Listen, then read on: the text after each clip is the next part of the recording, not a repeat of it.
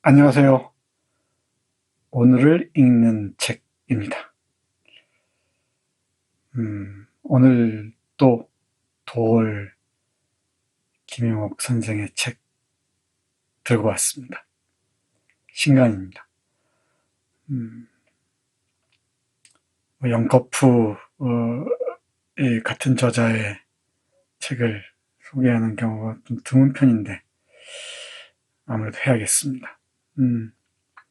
지난주 KBS에서도 주진우 기자와 함께 이 책을 소개했는데 아무래도 이 지상파여서 하고 싶은 얘기를 제대로 못했습니다. 시간도 넉넉치 않았고요. 오늘은 짧게 핵심 내용을 간추리면서 도올 선생이 나는 예수입니다 라는 책에서 얘기하고 있는 게 무엇인지 여러분과 나누기로 하겠습니다. 이 초상 대단히 강렬하죠. 루오의 그 예수상이 유명한데 그보다 이게 훨씬 강렬한 것 같습니다. 마가복음 강해가 53번으로 끝났죠. 그 마지막 무렵에 도올 선생이 그랬었어요. 자작고 문제가 있고 그래서 자기가 직접 그렸다. 근데 대단히 훌륭합니다. 지금 그림 보는 눈은 없지만 강렬합니다. 어찌 보면 도올 선생을 닮은 것 같기도 해요. 그죠? 제목 나는 예수입니다는 이 책 제목인데 도올 선생이 쓴 도올의 예수전입니다. 이 마가복음을 바탕으로 해서 예수를 다시 읽어보자 라는 그 생각에서 썼다고 하죠. 마가복음 강해가 조금 딱딱하고 전문적이고 어렵다면 이 책은 아주 편하게 읽힙니다. 물론 편하게 읽힌다고 해서 수준이 떨어진다 이런 거 아닙니다. 그 고전학자의 뭐랄까요, 박람강기, 박학다식을 여지없이 보여주는 그런 훌륭한 책인 것 같습니다. 몇 달 전에 에른스트 르낭의 예수전, 예수의 생애 소개해드린 적이 있습니다. 어쩌다 보니까 제가 예수 얘기를 많이 하게 되는데 그 이유가 생각해보건대 한국의 기독교가 문제이기 때문입니다. 예수를 팔아먹는 사람들이 많기 때문이죠. 거꾸로 얘기하면 그렇습니다. 문제가 되기 때문에 계속 예수가 도대체 어떤 생각을 했길래 이럴까, 그런 고민의 결과가 아닌가 싶습니다. 제가 이렇게 여러분들께 자꾸 예수 얘기를 하는 게 말이죠. 거두절미하고 나는 예수입니다 라는 책에서 얘기하는 것들 조금만 보겠습니다. 반드시 여러분들 보시는 게 아마 좋을 겁니다. 한국 기독교의 현황이랄까 현실을 파악하는데 아주 중요한 그 지침을 마련할 수 있을 겁니다. 뉴스도 많이 보셨죠? 종교 탄압 말라, 교회가 이기적, 사랑제일교회 앞서 뒤엉켰다. 종교 탄압이랍니다. 참, 어쩌다 여기까지 하는지 모르겠어요. 그리고 만민중앙교회에 계속 확진자가 늘어나고 있는 상황이죠. 공동의 안위, 공동체 안위 이런 건 별 관심이 없는 것 같습니다. 냉소적으로 주식회사 예수 이런 말을 쓰는데, 주 예수 이런 말을 쓰는데 그 말이 과장되지 않았다는 걸 충분히 알 수 있을 것 같습니다. 여기다 대고 이 사람은 교회 가면 거의 없다 이러면서 그걸 게시했다, 삭제했다, 복구했다, 별 짓을 다 하고 있습니다. 그런데 이런 기독교의 말도 안 되는 짓들과 싸우는 평화나무가 있죠. 우리 김 PD가 이사장으로 있는 이 싸움 잘 지켜봐야 할 것 같습니다. 이런 뉴스를 보면서 어떻게 예수가 누구인지 다시 묻지 않을 수 있겠습니까? 도대체 예수가 어쨌길래 이렇게 수단을 당하는지 모르겠습니다. 그 골고다 언덕, 해골 언덕의 순환만으로도 서럽고 고통스러운 일인데 여기 와서 이 꼴을 당하고 있으니 예수가 다시 살아난다면 부활의 의미는 뭐 다릅니다만 정말 가만두지 않을 것 같습니다. 이 방송을 보시는 크리스천들이 계시다면 어떻게 생각하시는지 참 궁금합니다. 이 도울 선생은 이 책에서 처음으로 돌아가라고 합니다. 처음, 특히 마가로 돌아가라. 이 복음서 중에 첫 번째인 이 마가로 돌아가라. 이 마태복음이나 누가복음이 아니라 아주 그 처음에 그 순수함이 남아있는 마가로 돌아가서 예수의 참모습을 찾으라는 겁니다. 그러면서 나는 예수입니다 라고 고백하면서 예수의 전기를 쭉 펼쳐 보이고 있습니다. 뭐 전기와 이 논평자가 이렇게 뒤섞여 있는 것 같아요. 그건 뭐 별 중요한 것 같지 않습니다. 예수란 이름이 철수나 영수란 이름만큼이나 흔한 이름이었다고 하죠. 평범한 예수입니다. 보세요. 한번 여러분들 주변의 사람들을 둘러보십시오. 자기가 이 세상을 구원한다고 한다는 생각을 가지고 사는 사람을 찾기가 어렵지는 않습니다. 이 세상을 자기가 구원한다고 생각하는 사람들은 신흥 종교를 만들거나 사교의 무리를 짓거나 혹은 사악한 정치적 집단을 형성하고 싶어하는 사람들 속에서 쉽게 발견될 수 있습니다. 히틀러도 자기를 하나님의 아들이라고 생각했을 것이고 전후 도탄에 빠진 세계를 구원하는 구세주라고 생각했을 것입니다. 과연 나는 예수입니다. 나 자신을 이 세상을 구원하는 구세주라고 생각했을까요? 여러 얘기가 가능하겠지만 나는 예수입니다. 그리고 예수로서 살았습니다. 사람의 아들, 인자담론이라고 하죠. 사람의 아들 예수로서 갈릴리 민중과 함께 살고 투쟁하고 다시 갈릴리 민중 속에서 부활했습니다. 어디 지가 구세주라고 까불고 다니는 놈들이 있을 수 있단 말이에요. 사랑제일교회 같은 소리가 자빠졌습니다. 사랑의 의미가 뭔지 알고서 저런다면 흉악하게 이를 데가 없죠. 사랑제일교회 목사가 누구인지 아시죠? 전 아무개. 그런 사람들에게 빠져든 사람들, 신천지도 마찬가지입니다만 또 이 만민중앙교회니 뭐니 이런 데도 한번 보십시오. 참 자기가 구세주라고 다 치유가 가능하다고 하는 그 말도 안 되는 비합리적인 이 말들에 빨려드는 거 보면은 우리가 합리적이라는 게 참 부끄럽게 이를 데가 없습니다. 합리적 균형 감각이 없이 어떤 종교에 접근하는 순간에는 자칫한 광신으로 빠져들기가 쉽습니다. 그 역사가 다 말해주는 바와 같죠. 그래서 예수의 본래 모습으로 돌아가는 것입니다. 구세주? 이런 개소리입니다.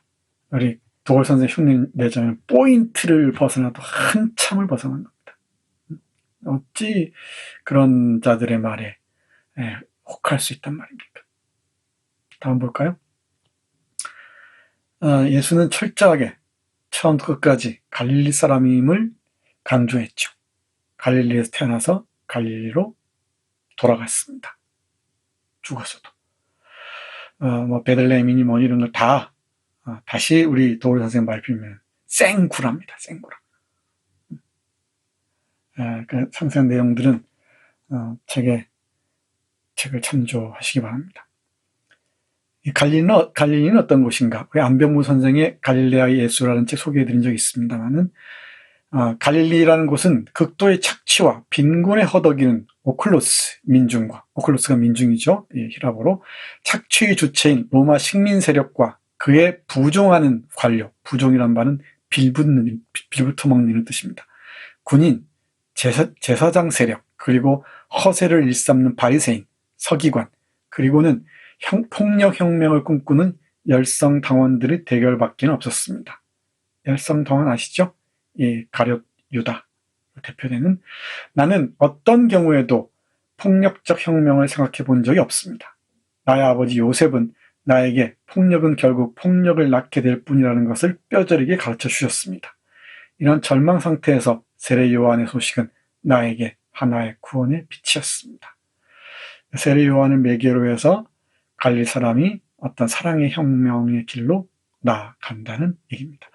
아버지 요셉 얘기도 굉장히 흥미롭습니다. 우리 목수 정도로 알고 있는데 이 아람어나 팔레스타인 지역의 고어죠. 이 아람어나 다른 그리스, 히라버를 어원적으로 분석해 들어가면서 단순한 이 목수가 아니라 지식인이었다고 얘기를 합니다.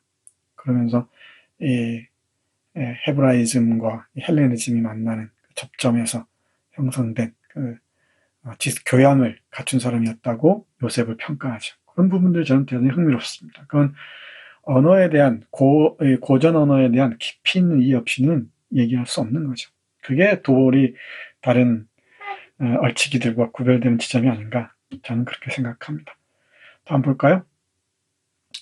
율법보다 중요한 것은 민중의 삶이다. 요겁니다. 요거. 예배보다 중요한 것이 보통 사람들의 삶이에요. 어디 예배 같은 소리가 자빠졌어요. 이 공동의 위기의 순간에 어디 감히 이 예배 소리가 나옵니까? 어떤 규칙도 준수하지 않으면서. 저는 분노하지 않을 수가 없습니다.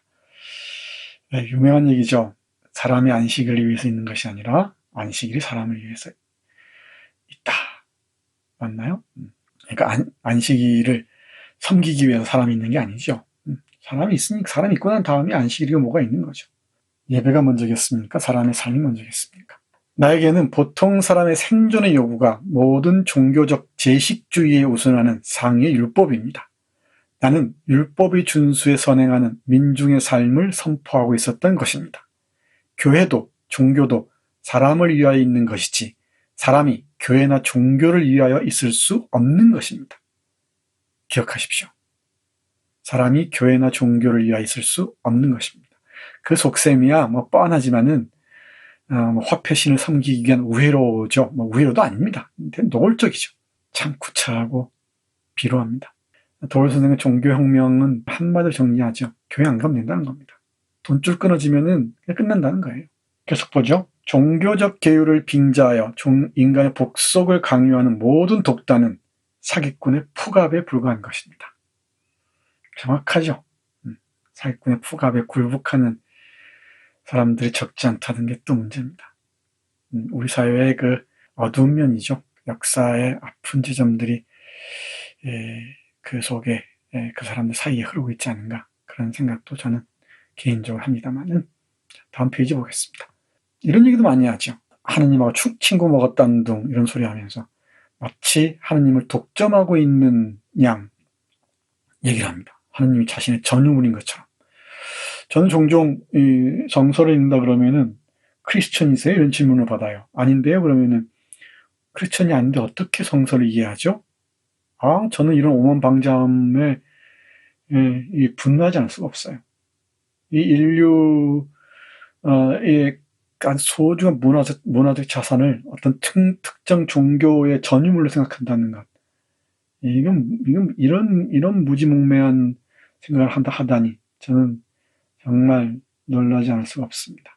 그 이면에는 어떤 생각이 있냐면은 성사나 예수나 하느님은 다 우리 독점물이다. 우리의 반경 안으로 들어오지 않고 흔히 하지 말라는 거죠. 네, 하나님을 지가 제일 잘한다고 하는 놈들은 다 제가 보기엔 사기꾼들입니다. 정말 꼴찌가 돼야 한다는 예수님의 말씀을 절대 모르는 자들이에요. 섬김을 받는 게 아니고 섬기러 왔다는 말을 전혀 모르는 자들입니다. 예수 팔아먹는 놈들이죠. 오늘 제 얘기가 좀 험악하네요. 양해해 주시기 바랍니다.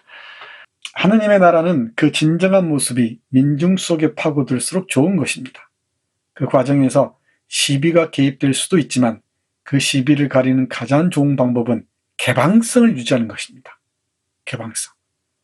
한국 교회가 폐쇄적이라는 것 대단히 문제입니다. 어마어마한 성전을 지어놓고요. 그냥 딱 갇혀버리죠. 자기들끼리 딱 갇혀버립니다. 어떤 비판도 받아들이지 못하지. 그럼 타락하고 부패하게 되는 것입니다.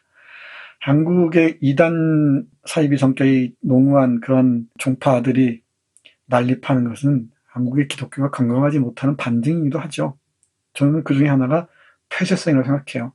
성서가 자신의 독점물인 것처럼, 예수는 자기들만 섬기는 존재인 것처럼, 그런 그 폐쇄적인 태도가 이런 부패를 불러온 게 아닌가, 저는 그렇게 생각합니다. 하느님의 나라는, 여기서 하느님의 나라는 천당 이런 게 아닙니다. 새로운 질서입니다. 도울 선생이 누차 강조하듯이 메타노이아, 회개가 죄를 뉘우치는 게 아니에요. 생각을 바꿈으로써 새로운 질서를 받아들이는 거죠. 이게 새로운 질서를 선포하러 온 게 바로 굿뉴스, 복음이죠. 어디 그 말도 안 되는 소리를 하고 자빠졌습니까? 예수님이 예수 믿으면 천국간이었더니 안 믿으면 불신이었더니, 그런 무지몽매한 자들을 이렇게 노예로 길들이는 것, 참 보고 있기 힘들죠. 복음을 널리 펼치기 위해서는 편협된 생각을 버려야 합니다. 나만 잘났고, 나만 옳고, 나만 권능이 있다고 생각하는 오만과 독선과 배탈을 버려야 합니다. 한국 개신교가 특히 이 많은 사람들의 비난의 직면에 있는 것은 바로 이런 이유가 아닌가 싶어요. 오만과 독선과 배탈. 복음은 소승이 아니라 대승입니다. 모든 사람이 같이 타는 큰 수레입니다. 지들만의 전율이 아닙니다. 우리가 함께 갈 수 있는, 함께 꿈꿀 수 있는 아름다운 세상을 얘기해야죠. 열어놓고 하느님의 나라를 마치 독점한 것처럼, 하느님의 친구니까 친구만 듣는 것처럼, 그런 그 혹세무민의 언어들을 아무렇지도 않게 내뱉습니다. 그 험악하고 증오에 가득 찬 언어들이 이 기독교의 그 개신교의 교회를 가득 채우고 있다는 거 비극적이지 않습니까? 저는 섬뜩해요. 저는 정말 어떤 식으로든 우리가 공론의 장에서 한판 대대적인 논전을 벌여야 되지 않을까 싶습니다. 안으로 썩어가는 걸 보다 보면 무슨 일이 있을지 모릅니다. 물론 이건 한국 근현대사하고 밀접한 관련이 있습니다. 많은 어떻습니까? 대단히 훌륭하죠? 강도의 소굴이 된 성전. 한국 교회가, 특히 개신교 교회가 강도의 소굴이 됐다는 것, 제가 부연 설명하지 않겠습니다. 예수님이 말씀하셨던 거예요. 그 예루살렘의 그 호화스러운 그 성전을 가득 채운 것들 보세요. 이 6월절인가요? 이 명절을 맞이해서 온갖 것들, 기득 특권들을 다 누리기 위해서 별 짓들 다 하지 않습니까? 직접 보시죠. 나는 그 거대한 헤롯 성전에 들어서자마자 닥치는 대로 사고팔고 하는 모든 사람들 내쫓으며 환전상들의 탁자를 다 엎어버리고 비둘기 장수들, 희생양을 파는 사람들의 의자를 둘러 엎었습니다. 그리고 제사기구를 나르느라고 성전뜰을 왔다 갔다 하는 것도 금지시켰습니다. 이것은 성전 제사 자체를 금지시키는 반유대교적 행동이었습니다. 성서에 하나님께서 내 집은 만민이 기도하는 조용한 집이 되어야 하느니라 라고 말씀하시지 아니하였느냐. 그런데 너희는 이 집을 강도의 소굴로 만들었구나. 예수님이 오셔서 한국의 그 어마어마한 교회들을 보시면 무슨 말씀을 하실지 어렵지 않게 추측할 수 있을 겁니다. 이 강도의 소굴을 어찌할 것인가. 그리고 이 천당 장사하는 놈들에게 들려줄 말입니다. 나의 하나님은 사랑의 하나님입니다.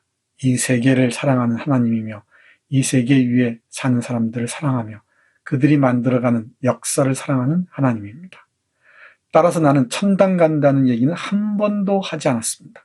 그것은 모두 바울의 언어입니다. 바울이 부활을 강조하죠. 나는 하늘의 나라가 이 땅에 임한다. 이 땅에 온다. 아니 와 있다. 이런 얘기를 했습니다. 나의 부활도 천당에 올라가서 부활한다고 얘기한 적이 없습니다.